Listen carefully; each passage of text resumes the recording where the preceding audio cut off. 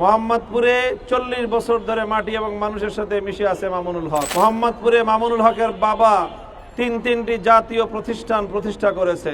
মোহাম্মদপুরে মামুনুল হকের বাড়ি রয়েছে।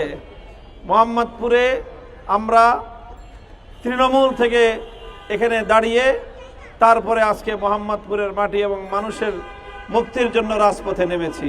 2013 সালের শাপলা চত্বরে মামুনুল হক এবং হেফাজতে ইসলাম এবং আলেমরা তারা যদি বুকের রক্ত না দিত তাহলে 2024-এর বিপ্লব হতো না। 2021 সালে নরেন্দ্র মোদীর আগমনকে রুখে দেওয়ার জন্য দেশব্যাপী যদি আন্দোলন সংগ্রাম না হতো 2024-এর বিপ্লব এত সহজে হতো না।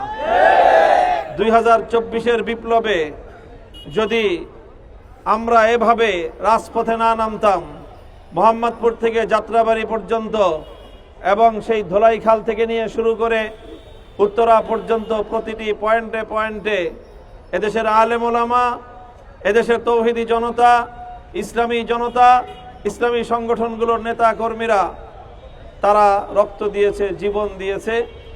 এরপরে 2024-এর বিপ্লব সফল হয়েছে। সেই বিপ্লব সফল হওয়ার পর এখন প্যারাসুটে আকাশ থেকে নেমে এসে মোহাম্মদপুরে বলে যে অতীতে আমাদের কোনো রাজনৈতিক ব্যাকগ্রাউন্ড নাকি নাই। আমরা কাউকে অসম্মান করতে চাই না, তবে এতটুকু বলবো, মোহাম্মদপুরে রাজনীতি করতে হলে মোহাম্মদপুরের রাজনৈতিক ইতিহাস জানতে হবে। মোহাম্মদপুরে 40 বছর ধরে মাটি এবং মানুষের সাথে মিশে আছে মামুনুল হক। মোহাম্মদপুরে মামুনুল হকের বাবা তিনটি জাতীয় প্রতিষ্ঠান প্রতিষ্ঠা করেছে। মোহাম্মদপুরে মামুনুল হকের বাড়ি রয়েছে। মোহাম্মদপুরে আমরা তৃণমূল থেকে এখানে দাঁড়িয়ে তারপরে আজকে মোহাম্মদপুরের মাটি এবং মানুষের মুক্তির জন্য রাজপথে নেমেছি। আমি আবারও পরিষ্কার ভাষায় বলি, মোহাম্মদপুরের বাইরে থেকে অতীতে বারবার মোহাম্মদপুরের প্রতিনিধি নির্বাচন করা হয়েছে। যেই দল করেছে, যারা করেছে, তারা মোহাম্মদপুরের মানুষকে এক বিবেচনায় অপমান করেছে।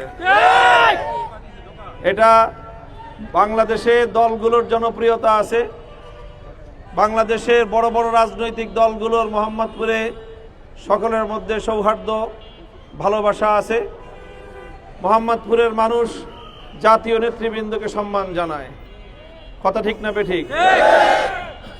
কাজেই মোহাম্মদপুরের জন্য আমাদের জাতীয় রাজনৈতিক দলগুলোর প্রতি আমাদের উদাত্ত আহ্বান থাকবে, আগামী দিনে এই বিশাল মোহাম্মদপুর, আদাবর, শেরেবাংলা নগর, এখানকার মাটি ও মানুষের মধ্য থেকে একজন নেতৃত্ব নির্বাচন করুন। যদি সেটা না করেন তাহলে আমরা ধরে নিব যে এই অঞ্চলের মানুষকে আপনারা অসম্মান করছেন, এই এলাকার মানুষকে আপনারা অযোগ্য মনে করছেন।